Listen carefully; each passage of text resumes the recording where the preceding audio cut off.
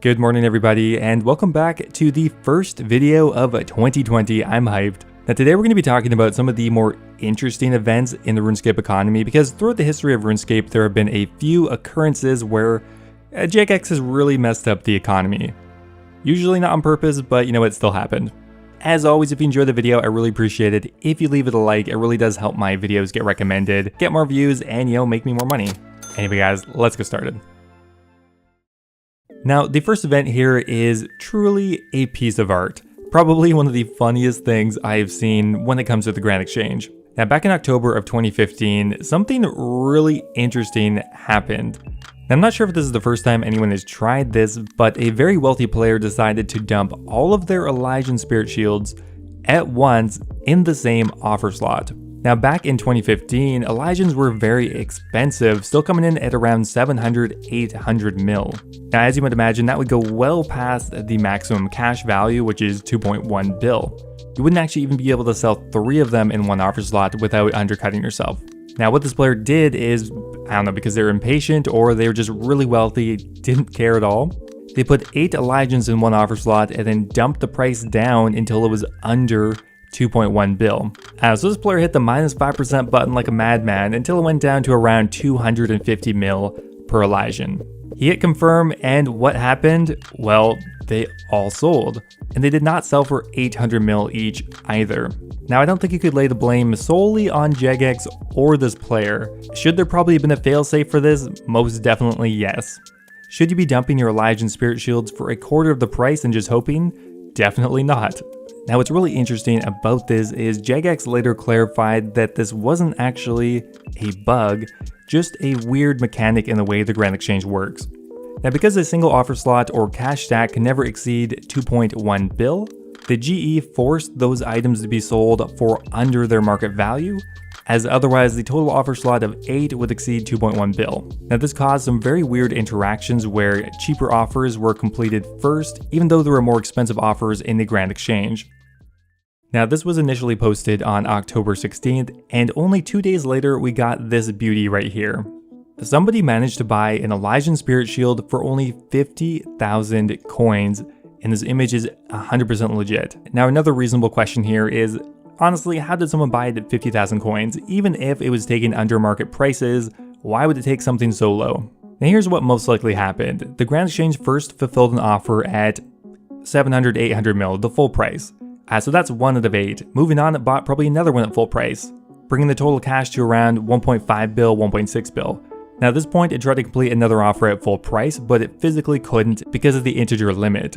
So then it tried to find another suitable offer. Maybe it found one at 300 mil, and then 100 mil, and then maybe 2 mil, and then maybe one at 500k, and then finally one at 50k. Most likely there weren't actually that many offers at way below market value because no one really would expect that offer to come through, and it's just kind of a waste of space. So unfortunately for that guy, he lost out on perhaps around 4 billion GP, but made a bunch of people happy. Well, actually, I'm pretty sure the guy who got the Elysian Spirit Shield at 50,000 coins ended up getting it hacked, so you know what, everyone lost, I guess. I don't know if jagex actually ever fixed this interaction. It's probably so rare that it probably wasn't even a high priority. So as a rule of thumb, don't dump a bunch of twisted bows into one offer slot, or you might be sorry. Now, next up here, we have probably one of the more lesser known events in the history of the RuneScape economy, and this was a very severe bug to do with the While Guthix Sleeps quest.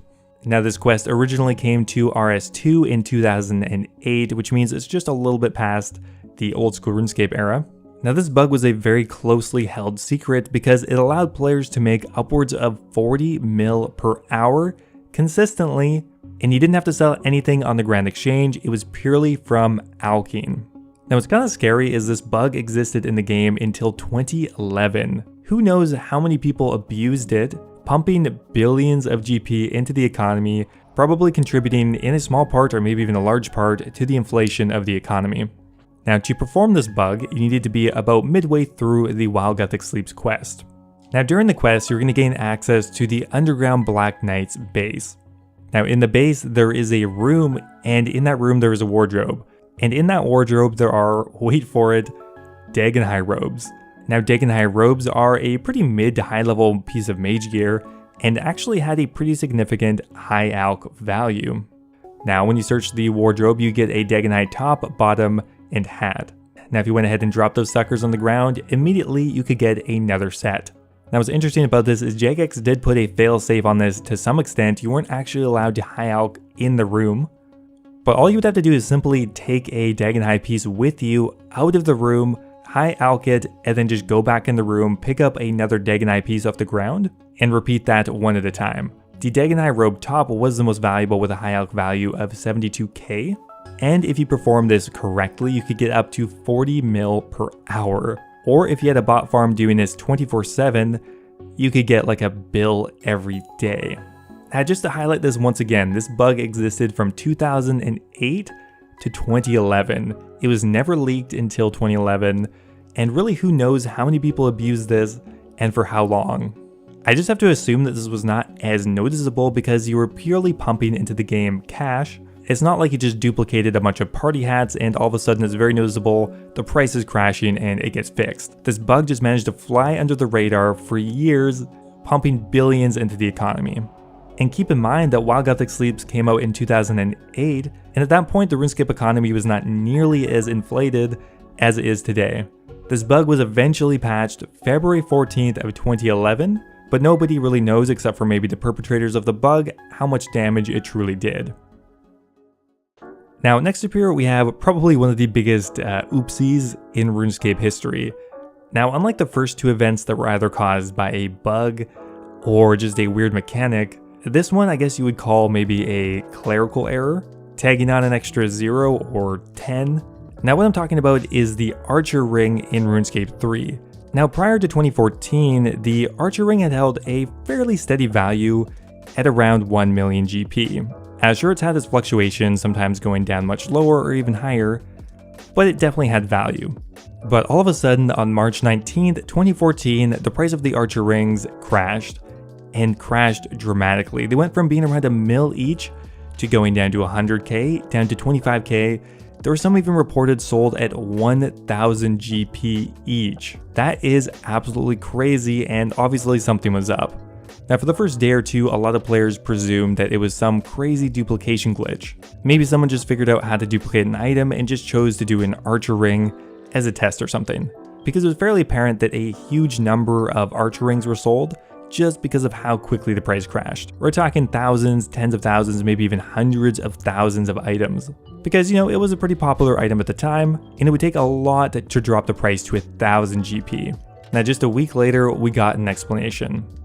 A jagex moderator by the name of Mod Jane revealed that essentially it was just a human error. Now at that time, jagex was slowly rolling out a new trial feature where they would return items to players that had their account hijacked or lost their items to bugs. It's something they were kind of doing in the background and never really made it public. However, apparently the systems are quite complex and have some teething issues. As to what happened, his account was clearly meant to get 1 Archer Ring back, maybe even 2, I don't know. But by accident, they were given several million Archer Rings. That is so crazy. Now they do state at the bottom here though, that the good news is that they've recovered almost all of the rings that entered the game through that bug. Now unfortunately, we can say almost for certain that that is not true. The price of Archer Rings today are still under 100k, and the economy for those items has pretty well been permanently messed up. Now I'm interested to know what would have happened had this player been a lot more discreet about it. Unlike the Dagonite bug that we were talking about earlier, this player just went all out, Hail Mary, dumped probably thousands or millions of rings into the Grand Exchange, I don't know, and immediately tanked the entire market, probably quicker than any other item in history. I wonder what would have happened if this player instead had held on to his Archer Rings, sold them off slowly. The price would have most likely slowly declined, but it may not have been so obvious. Maybe this player would have made billions, or maybe this player would have had his items removed anyway. Now this is a pretty prime example of why rollbacks are kind of necessary. It is clearly very challenging, if not impossible, to recoup all of an item that has been created in this manner. Clearly back in 2014 they didn't do it correctly, and the price of Archer Rings has never recovered. Imagine if, for example, on old school RuneScape, when the Twisted Bow was on the ground, they never fixed that.